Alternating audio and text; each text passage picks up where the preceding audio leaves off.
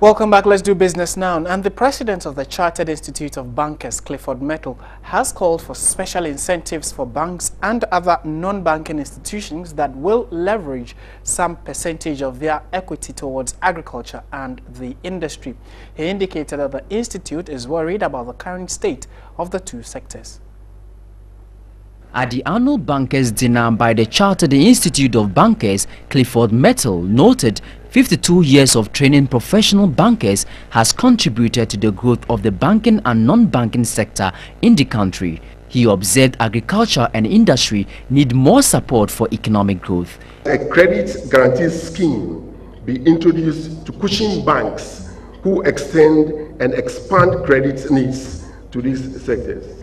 In collaboration with insurance companies, will ensure development and expansion of the agricultural insurance sub-sector, which will go a long way in militating against natural disasters and eventually encouraging banks to lend to agri. The Chartered Institute of Bankers expressed concern at the proliferation of microfinance businesses and indicated the institute is designing a program that will help provide training in microfinance business.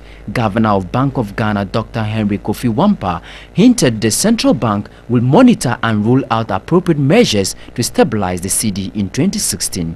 Modalities are being put in place to surrender portions of the export receipts from cocoa and gold directly to the market to improve liquidity and depth in the foreign exchange market. Bank of Ghana will come out with guidelines that will ensure that all export proceeds are repatriated into the banking system in Ghana in accordance with the Foreign Exchange Act. He challenged banks and other financial institutions to increase their capital through generated profit. Given the difficulties associated with raising additional capital, banks should deploy internal capital generation by retaining earnings to shore up capital instead of distributing them, as is the practice of a number of banks. The institute has 670 professional members and over 6,000 student members as at August this year. The Deputy General Secretary of the General Agricultural Workers Union, Edward Karewa, says there is a complete confusion with regard to policy direction in the agri sector. He criticized the adoption of alien policies for Ghana's agricultural woes.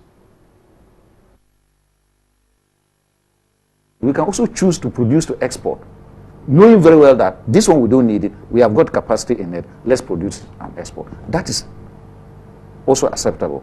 But what we are doing is that there's total policy confusion because we are not generating the policies ourselves. We are not generating them. We wait for someone to come and tell us. How do we wait for, I don't know what to call him, honorable Mo Ibrahim to come and tell us that we should make agriculture sexy? And then we all picked it and then we are talking about it. Don't we know? To make it sexy, is it because of the word sexy? Is to make it attractive. Why is it that in the developed countries like US and then the Europe, why is agriculture attractive? Because the very people who are ruling the country, the policymakers, they themselves have invested in it. Jimmy Carter will not sit down and allow any government that will come, whether Republican or Democrat, to make policies that will harm his business. If we have our leaders also investing in that, in agriculture, please, we will not sit down and allow certain policies to just come and kill, for instance, a rice industry. If one of them is a large-scale rice producer here, it does not matter what political party you come from. Certainly they will not accept that because they are business people. But we are not doing that. Who is investing in agriculture? And in any case, there are already investors there. So when we are talking about investors, who are we talking about? Are we talking about foreign investors? And that is our notion. Wrong notion.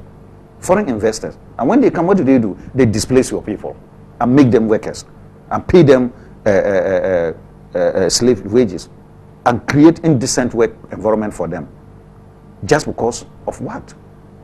So there's total policy confusion, and we need to clarify that. All right, so Edward Carroll was speaking on TV3's Hot Issues. It is on every Saturday at midday. This is still Midday Live.